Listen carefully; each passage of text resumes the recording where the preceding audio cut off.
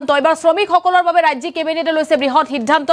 লাখ লাখ শ্ৰমিকে লাভ কৰিব ration card প্ৰব্ৰজিত শ্ৰমিকক ৰেচন কাৰ্ড প্ৰদান কৰিব ৰাজ্য চৰকাৰে আৰু আজিৰ কেবিনেটত শ্ৰমিকক লৈ বৃহৎ ঘোষণা কৰিছে ৰাজ্যৰ মুখ্যমন্ত্ৰীয়ে আমি লৈ আহিছো এটা ডাঙৰ খবৰ আজিৰ কেবিনেটত যেহেতু কেইবাটাও বৃহৎ সিদ্ধান্ত লোৱা হৈছে আন এটা ভাল খবৰ আজিৰ কেবিনেটে দিছে লাখ লাখ প্ৰব্ৰজিত শ্ৰমিকে নতুনকৈ ৰেচন কাৰ্ড লাভ কৰিব বুলি ঘোষণা কৰিছে ৰাজ্য চৰকাৰে আৰু এবাৰ শ্ৰমিকক যিসকলে ৰেচন কাৰ্ড লাভ কৰা নাছিল তেওঁলোকক ৰেচন কাৰ্ড দিয়া হ'ব ৰাজ্যৰ প্ৰায় 6 লাখ শ্ৰমিকে লাভ কৰিব নতুনকৈ ৰেচন কাৰ্ডৰ সুবিধা ই-শ্ৰমৰ জৰিয়তে আবেদন কৰা প্ৰতিজন শ্ৰমিকে লাভ কৰিব এই সুবিধা আৰু 2023 এপ্ৰিলৰ পূৰ্বে পঞ্জীয়ন কৰা সকলো শ্ৰমিকে এই সুবিধা পাব বুলি জনাইছে মুখ্যমন্ত্ৰী হিমন্ত বিশ্ব শৰ্মাই 12 লাখ শ্ৰমিকে ই-শ্ৰমৰ জৰিয়তে কৰিছিল আবেদন পত্ৰ পূৰণ আৰু 12 লাখৰ কেৱল 6 লাখেহে লাভ কৰিছিল ৰেচন কাৰ্ড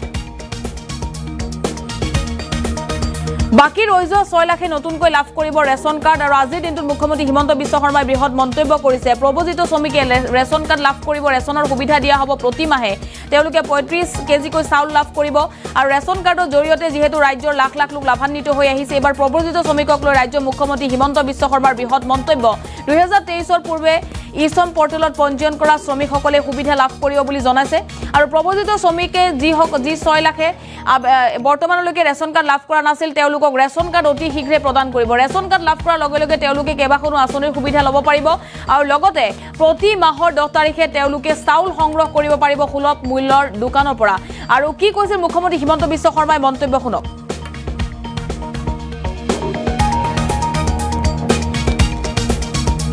মাইগ্ৰেণ্ট লেবাৰ আৰু আনঅৰ্গেনাইজ ছেক্টৰৰ লেবাৰ ই-শ্ৰম পৰ্টেলত তেওঁলোকে ৰেজিষ্টাৰ কৰিছিল 2021 চনৰ পৰা 2023 চনৰ ভিতৰত ই-শ্ৰম পৰ্টেলত ৰেজিষ্টাৰ কৰা শ্ৰমিকৰ সংখ্যা আছিল 12 লাখ এই 12 লাখ শ্ৰমিকৰ 6 লাখে ৰেচন কাৰ্ড পাইছিলে বাকি 6 লাখে ৰেচন কাৰ্ড পোৱা নাই আজি আমি কেবিনেটত আলোচনা কৰি এই ব্যক্তিসকল যদি সঁচাকৈ আনঅৰ্গেনাইজ লেবাৰ হয় আৰু সঁচাকৈ যদি তেওঁলোকে 2023 চনৰ এপ্ৰিলৰ আগতে বহুতে দুই এদিনত নতুনকৈ পঞ্জীয়ন কৰিছে হেতু নহয় 2023 চনৰ এপ্ৰিলৰ আগত যদি পঞ্জীয়ন কৰিছিলে আৰু তেওঁলোক যদি ৰেচন কাৰ্ড পোৱাৰ যোগ্যতা আদাৰৱাইজ যোগ্যতা আছে তেনেকুৱা 6 লাখ পৰিয়ালক আমি নতুনকৈ ৰেচন কাৰ্ড দিবৰ বাবে আজি কেবিনেটে এটা সিদ্ধান্ত গ্ৰহণ কৰিছে আৰু মই ভাবো যে যিসকলে 23 চনৰ এপ্ৰিলৰ আগতে ই-শ্ৰম পৰ্টেলত নিজক পঞ্জীয়ন কৰিছিলে তেওঁলোকে ৰেচন কাৰ্ডৰ বাবে আবেদন কৰিব পাৰে কিন্তু নতুনকৈ ই-শ্ৰম পৰ্টেলত পঞ্জীয়ন কৰি ৰেচন কাৰ্ডৰ বাবে আবেদন কৰিব নোৱাৰিব এইখিনি আমাৰ কেবিনেটত লোৱা সিদ্ধান্ত যে আমাৰ বহুত মাইগ্ৰেণ্ট লেবাৰ আৰু আনঅৰ্গেনাইজ ছেক্টৰৰ লেবাৰ ই-শ্ৰম পৰ্টেলত তেওঁলোকে ৰেজিষ্টাৰ কৰিছিল 2021 চনৰ পৰা 2023 চনৰ ভিতৰত ই-শ্ৰম পৰ্টেলত ৰেজিষ্টাৰ কৰা শ্ৰমিকৰ সংখ্যা আছিল 12 লাখ এই 12 লাখ শ্ৰমিকৰ 6 লাখে ৰেচন কাৰ্ড পাইছিলে বাকি 6 লাখে ৰেচন কাৰ্ড পোৱা নাই